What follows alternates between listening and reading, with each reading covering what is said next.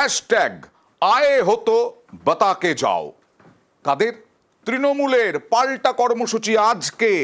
আয়ে হতো বাতাকে যাও। বঞ্চনা বকেয়া কেন দিচ্ছে না কেন্দ্র? আয়ে হতো বাতাকে যাও বলে যান প্রধানমন্ত্রী। কেন বঞ্চনা, কেন দিচ্ছেন না টাকা? আর এই স্লোগান নিয়ে, হ্যাশট্যাগ নিয়ে কি কি কর্মসূচি আজকে বিস্তারিত জানবো। প্রতিনিধি আবিরের কাছ থেকে কথা বলবো। আবির, দেখো, কিছুক্ষণের মধ্যে প্রধানমন্ত্রী আরামবাগে যেখানে তিনি তার রাজনৈতিক সভা করবেন, সেখানেই 9টি গ্রাম পঞ্চায়েত এলাকায় তৃণমূলের তরফ থেকে বিশেষ ক্যাম্প সেখানে রাখা হচ্ছে।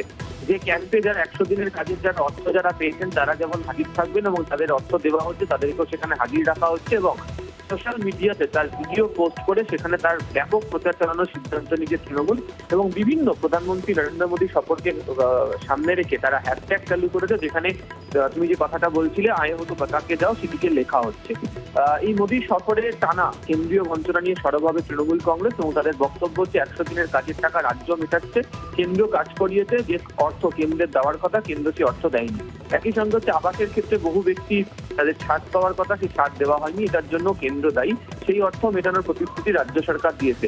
তাহলে কেন্দ্রীয় সরকার কেন টাকা দিচ্ছে না? প্রধানমন্ত্রীর সঙ্গে বৈঠক হয়েছিল প্রধানমন্ত্রী, তিনি যখন আজকে রাজ্যে সভা করতে আসছেন, ফলে রাজ্যের মানুষের কাছে সেই সংক্রান্ত বিষয় কবে টাকা দেওয়া হবে তিনি যেন নির্দিষ্ট করে জানিয়ে দেন। অর্থাৎ লোকসভা নির্বাচনে কেন্দ্রীয় বঞ্চনা ইস্যুকে হাতিয়ার করছে তৃণমূল কংগ্রেস। ফলে প্রধানমন্ত্রী নরেন্দ্র মোদী রাজনৈতিক সভা চলাকালীনও একদিকে সোশ্যাল মিডিয়াতে হ্যাশট্যাগ দিয়ে প্রচার এবং যেখানে তিনি সভা করবেন সেখানেও ক্যাম্প করে তৃণমূল কংগ্রেসের তরফ থেকে প্রচার চালানোর সিদ্ধান্ত নেওয়া হয়েছে।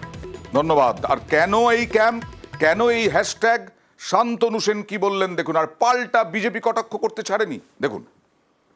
যে বিজেপি সারা ভারতবর্ষের যুক্তরাষ্ট্রীয় পরিকাঠামোকে ভেঙে তছনছ করে বিরোধী শাসিত রাজ্যগুলোতে আর্থিকভাবে বঞ্চনা করছে, প্রায় 60 থেকে 65 লক্ষ মানুষকে 2 বছর ধরে 100 দিনের কাজ করিয়ে টাকা দেয়নি। একদিকে বাংলা থেকে টাকা নিয়ে যাচ্ছে, অন্যদিকে বাংলার ন্যায্য পাওনাটা দিচ্ছে না। প্রাইম মিনিস্টার যখন নরেন্দ্র মোদী বাংলায় আসছে, তাই বাংলার মানুষ জানতে চাইছে বাংলাকে এইভাবে আর্থিক বঞ্চনা করা হচ্ছে কেন।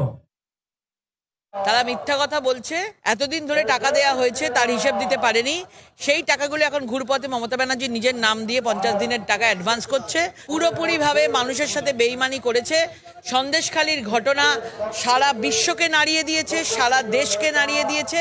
এর জবাব 2024-এ আমাদের বাংলায় দেবে।